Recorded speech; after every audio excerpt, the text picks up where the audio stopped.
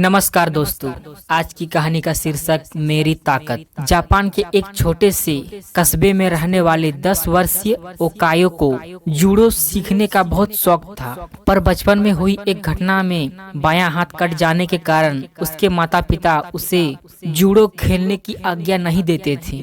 पर अब वो बड़ा हो रहा था और उसकी जिद भी बढ़ती जा रही थी।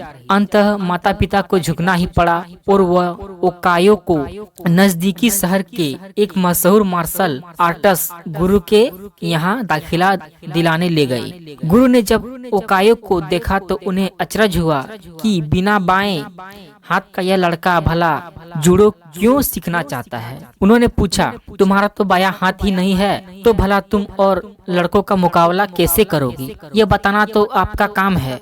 ओकायो ने कहा, मैं तो बस इतना जानता हूँ कि मुझे सभी को हराना है और एक दिन खुद सेंसेई मास्टर बनना है। गुरु उसकी सीखने की दृढ़ इच्छा से काफी प्रभावित हुए और बोले, ठीक है, मैं तुम्हें सिखाऊंगा, लेकिन एक शर्त है, तुम मेरे हर एक निर्देश का पालन करोगे और उससे दृढ़ विश्वास रखोगे। ओकायो ने सहमति में गुरु के समक्ष अपना सर झुका दिया। गुरु ने एक साथ लगभग 50 छात्रों को जूडो सिखाना शुरू किया। ओकायो भी अन्य लड़कों की तरह सीख रहा था, पर कुछ दिनों बाद उसने ध्यान दिया कि गुरुजी अन्य लड़कों को अलग अलग दांव पेच सिखा रहे हैं, लेकिन वह अभी भी उसी एक किक का अभ्यास कर रहा है जो उसने शुरू में सीखी थी। उससे रहा नहीं गया और उसने गुरु से पूछा, गुरुजी, आप अन्य लड़कों को नई नई चीजें सिखा रहे हैं, पर मैं अभी भी बस वही एक किक मारने का अभ्यास कर रहा हूँ। क्या मुझे और चीजें नहीं सीखनी चाहिए? गुरुजी बोले, तुम्हें बस इसी एक किक का महारत हासिल करने की आवश्यकता है। और वो आगे बढ़ गए।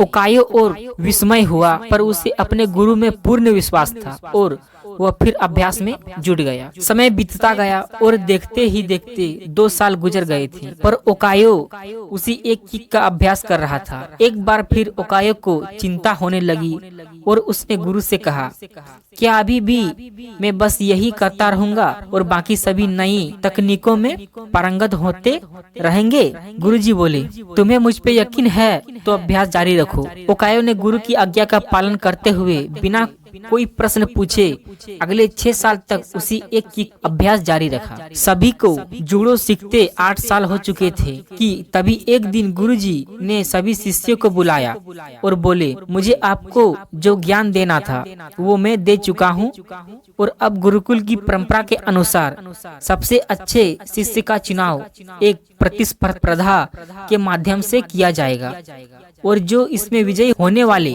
शिष्य को सेंसेई की उपाधि से सम्मानित किया जाएगा। प्रतिस्पर्धा प्रारंभ हुई। गुरुजी ओकायो को उसके पहले मैच में हिस्सा लेने की आवाज दी। ओकायो ने लड़ना शुरू किया और खुद को आश्चर्यचकित करते हुए उसने अपने पहले 2 मैच बड़ी आसानी से जीत लिए। तीसरा मैच थोड़ा कठिन था, लेकिन कुछ संघर्ष के बाद विरोधी ने कुछ क्षणों के लिए अपना ध्यान उस पर से हटा दिया। ओकायो तो मानो इसी मौके का इंतजार था। उसने अपनी अचूक किक विरोधी के ऊपर जमा दी और मैच अपने नाम कर लिया। अभी भी उसका सफलता से आश्चर्य में पड़ ओकायो ने फाइनल में अपनी जगह बना ली। इस बार विरोधी कहीं अधिक ताकतवर, अनुभवी और विशाल था। देखकर ऐसा लगता था कि ओकायो उसके सामने 1 मिनट भी टिक नहीं पाएगा। मैच शुरू हुआ। विरोधी ओकायो पर भारी पड़ रहा था। रेफरी ने मैच रोककर विरोधी को विजेता घोषित करने का प्रस्ताव रखा, लेकिन तभी गुरुजी ने उसे रोकते हुए कहा, नहीं, मैच पूरा चलेगा। मैच फिर से शुरू हुआ। विरोधी अति आत्मविश्वास से भरा हुआ था और अब ओकायो को कम आंक रहा था और इसी दंभ में उसने एक भारी गलती कर दी।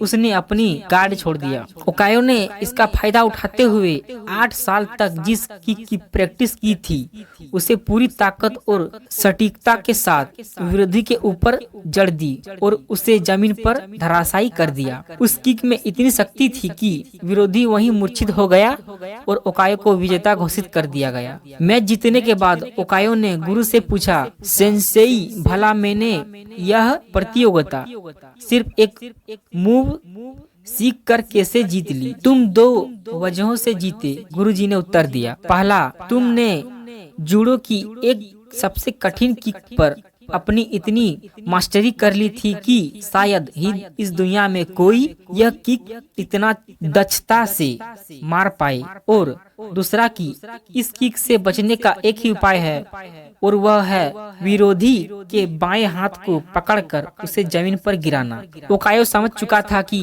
आज उसकी सबसे बड़ी कमजोरी ही उसकी सबसे बड़ी ताकत बन चुकी थी। मित्रों, ह्यूमन बीइंग होने का मतलब ही है अपूर्ण होना।